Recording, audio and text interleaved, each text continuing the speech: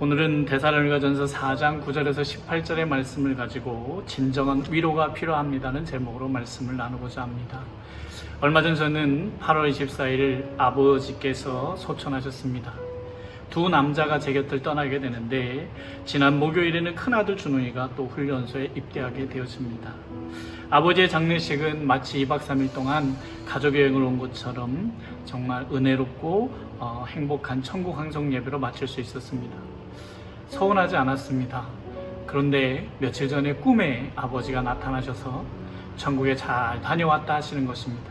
생전에 한 번도 아버지를 꿈꿔본 적이 없는데 꿈에 나타나셔서 그렇게 말씀하시는 걸 보면서 이제는 만질 수도 없고 말을 걸 수도 없고 내 곁을 떠나셨구나는 것을 실감하게 되어졌습니다. 물론 다시 천국에서 뵙게 되겠지만 지금은 내 곁을 떠나신 것입니다. 큰아들 준홍이도 작년에 훈련소에 입소했다가 다리를 다치는 바람에 다시 돌아왔었고, 그래서 1년 만에 다시 또 입소를 하기 때문에 별 감흥이 없었습니다. 그런데 첫날 밤이 되자 지금 뭐 하고 있을까? 점호하겠구나. 내일부터는 정시 기상, 정시 취침인데 잘 적응할까? 궁금해지기 시작했습니다. 아닌 줄 알았는데 두 남자의 빈자리가 굉장히 크게 느껴졌습니다. 요즘에는 코로나 우울증, 코로나 블루를 넘어서 코로나 앵글이라고 하는 이제 분노까지 지내지는 시간이 되어졌습니다.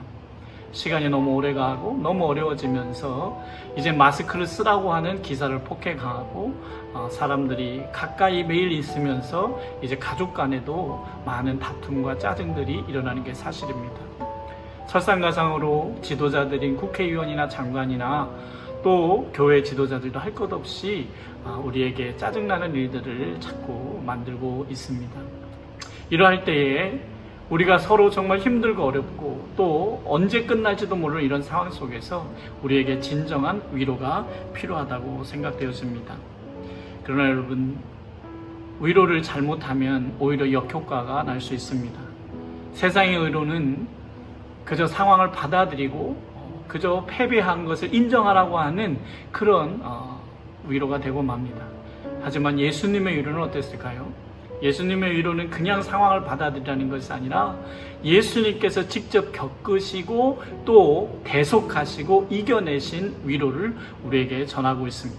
성경에 있는 예수님의 위로를 보면 세상에서는 힘든 사람들에게 힘내라고 말하지만 그것은 결코 위로가 될 수가 없습니다. 힘낼 줄 몰라서 힘을 못 내는 게 아니라 힘이 든데 힘내라고 말하는 것은 그렇게 위로가 될 수 없지요.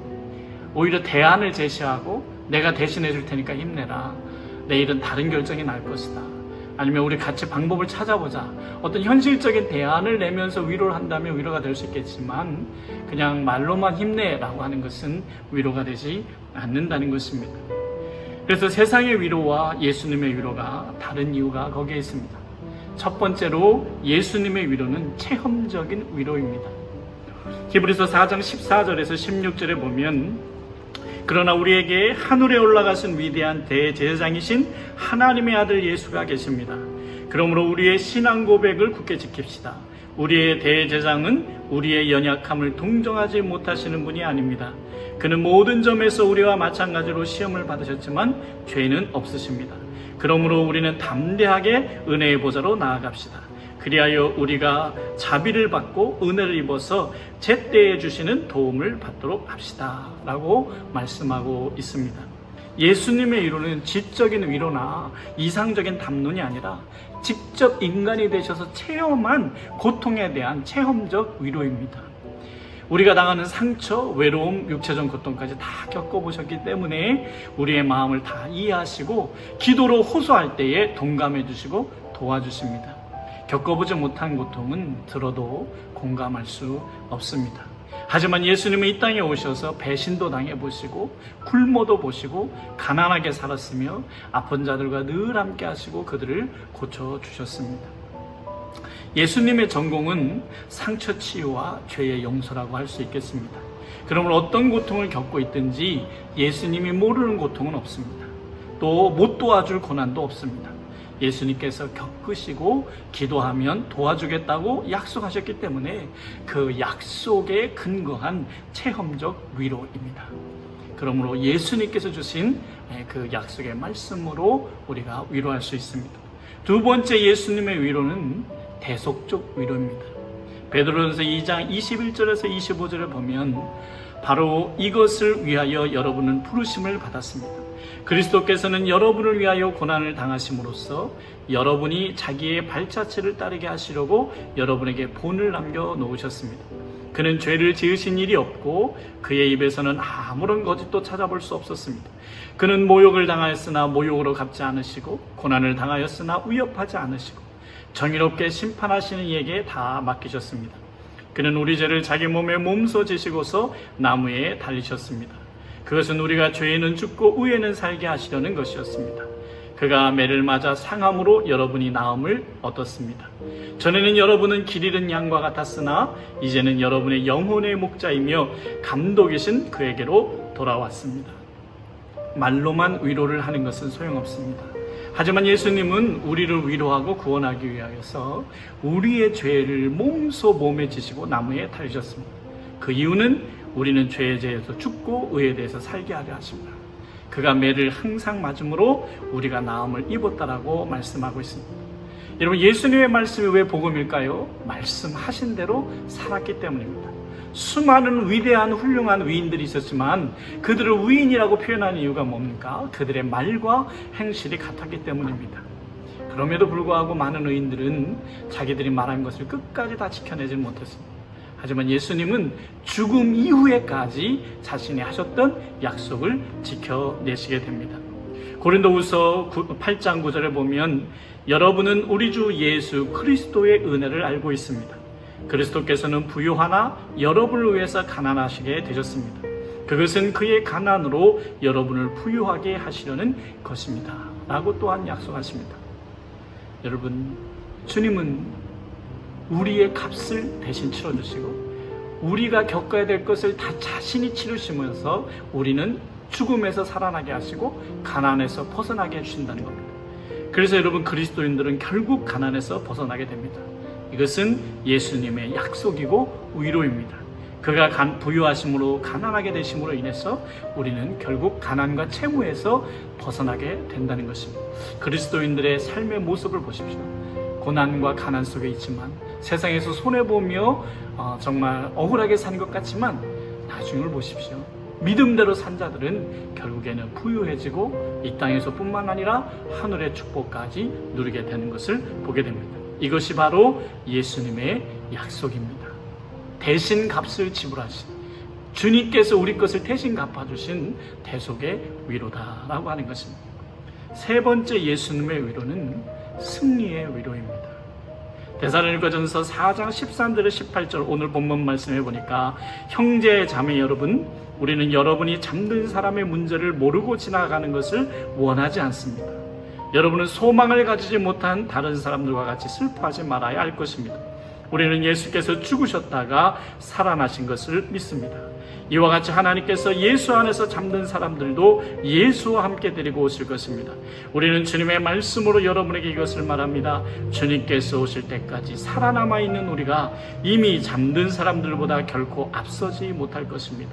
주님께서 호령과 천사장의 소리와 하나님의 나팔 소리와 함께 친히 하늘로부터 내려오실 것이니 그리스도 안에서 죽은 사람들이 먼저 일어나고 그 다음에 살아남아 있는 우리가 그들과 함께 구름 속으로 이끌려 올라가서 공중에서 주님을 영접할 것입니다.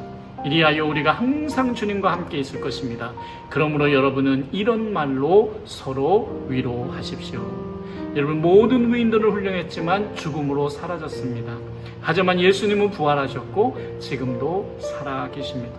또한 예수님의 약속대로 그의 부활을 믿는 자는 부활을 경험하게 됩니다. 십자가는 패배였지만 부활은 승리였고 역전승이었습니다.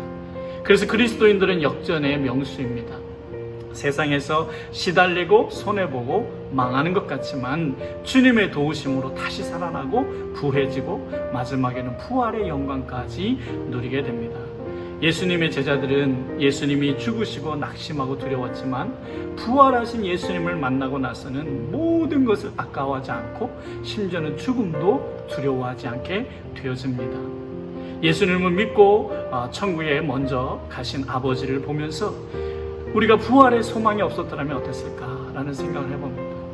부활의 소망이 있었기 때문에 먼저 가신 아버지를 우리도 따라가서 만나게 될 것이고, 예수님이 다시 이 땅에 오실 때에 우리도 부활하여서 아버지와 함께 영원히 살 것을 믿기 때문에 우리는 기쁜 마음으로 아버님을 보내드릴 수 있었습니다.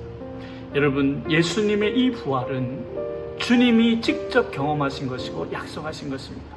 사도 바울은 그래서 이 부활의 말로 서로 위로하라고 했습니다. 부활은 그리스도인들에게 최대의 축복이며 위로입니다. 우리는 부활합니다. 역경에서도 부활하고 육체적으로도 부활하게 될 것입니다. 결론적으로 말씀드리면 지금은 위로가 필요한 시대입니다. 그러나 말로만 위로해서는 안 되고 근거가 있는 예수님의 말씀과 그의 복음을 가지고 주님이 하신 일을 가지고 서로 축복하며 위로하는 것이 필요합니다. 특별히 가까운 가족에게 예수님의 마음으로 위로하십시오. 친밀하다고 해서 무례하면 안 됩니다. 남들에게만 친절하고 가까운 가족이나 동료에게 불친절한 것은 예수님의 마음은 아닙니다. 오늘 아내에게 예수님의 마음으로 위로를 격려를 해보십시오. 오늘 남편에게 예수님의 말로 위로의 말을 전해보십시오. 자녀에게 예수님의 스킨십으로 만져주십시오. 부모님에게 예수님의 미소로 격려하고 위로하시기 바랍니다. 또한 예수님이 없는, 예수님을 모르며 이 코로나의 시기를 보내고 있는 저 불쌍한 사람들에게 예수님의 마음으로 예수님께서 몸소 실천하신 복음을 가지고 예수님의 위로를 전할 수 있기를 원합니다. 예수님의 위로는 첫째는 체험적 위로, 말로만의 위로가 아니라 직접 주님이 겪어내시고 우리를 이해하시는, 그리고 우리가 언제든지 호소하면 들어주고 도와주시겠다는 약속의 위로입니다. 두 번째는 예수님의 위로는 대속의 위로입니다.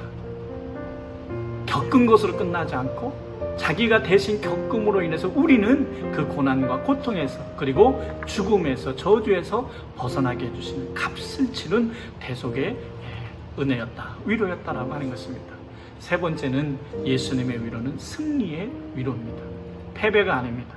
그냥 현실을 받아들이고 낙심하고 체념하는 것이 아니라 역전하는 것입니다. 죽음도 이겨내고 가난도 이겨내고 고난도 이겨내는, 그래서 부활의 승리의 위로라고 하는 것이죠. 오늘 우리는 이 예수님의 모든 복음과 위로를 가지고 있습니다. 이것을 갖고 있으면서도, 이것을 믿으면서도 세상 사람들과 다를 바 없이 짜증내며 똑같이 힘들다고 똑같이 우려하며 산다면 그것은 예수 믿는 사람의 특권을 누리지 못하는 것일 겁니다. 특별히 가까이 있는 가족들, 요즘 코로나로 인해서 가까이 있는 시간들이 많아졌는데 가까이 있다 보니 처음에는 좋았는데 자꾸 짜증내고 다투게 됩니다. 여러분, 이것은 주님이 원하시는 것은 아니죠. 오늘부터 이 예수님의 위로를 가지고 예수님의 마음으로 남편과 아내를 대하고 예수님의 말로 위로하고, 그리고 예수님의 스킨십으로 자녀들을 만져주고, 그리고 예수님의 미소로 부모님께 대하고, 복음이 필요하고 아직 예수님을 모르는 사람들에게 위로와 축복을 전하는 진정한 위로의 사람들이 되기를 간절히 축복합니다. 이러할 때에 이 어려운 시기에 저와 여러분을 통해서 가족들이, 그리고 위로가 필요한 사람들이, 예수님을 모르던 사람들이 위로를 받고 주님께 돌아오게 될 줄로 믿습니다. 이제 이 설교 말씀을 들으시고 이 설교를 듣고 감사한 일 한 가지, 또 회개할 일, 또 이 말씀을 듣고 실천할 일들을 서로 돌아가면서 나누시고 기도해 주셨으면 고맙겠습니다.